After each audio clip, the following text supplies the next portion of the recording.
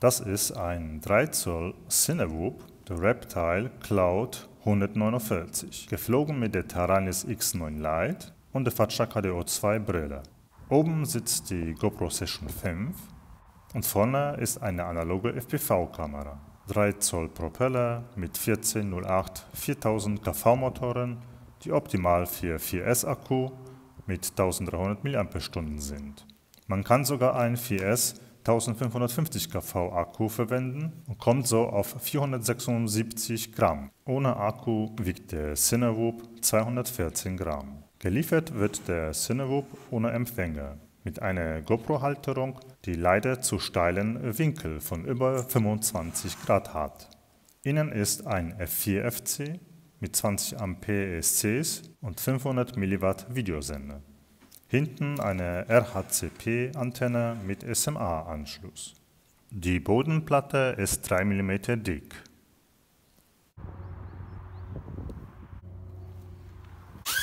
Der Reptile Cloud 149 ist ein typischer Cinewoop mit einem dicken, kanalförmigen Propellerschutz.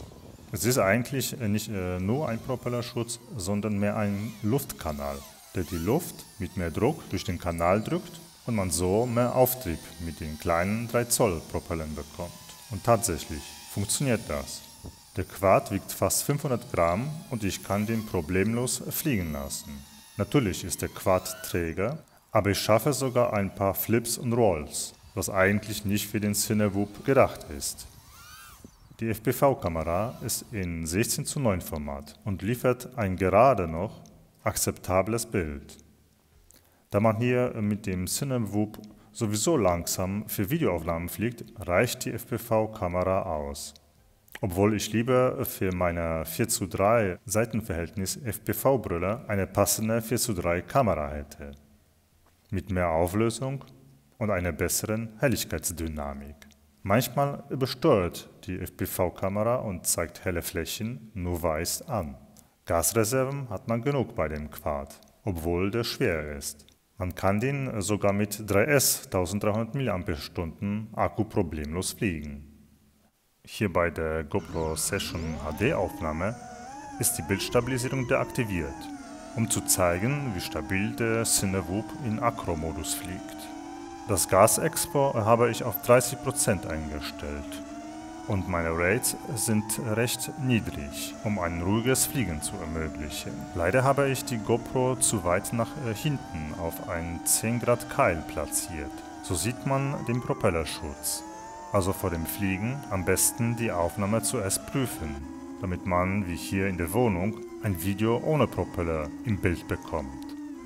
Der Propellerschutz ist aus gegossenem Kunststoff und so recht robust gegen leichte Zusammenstöße.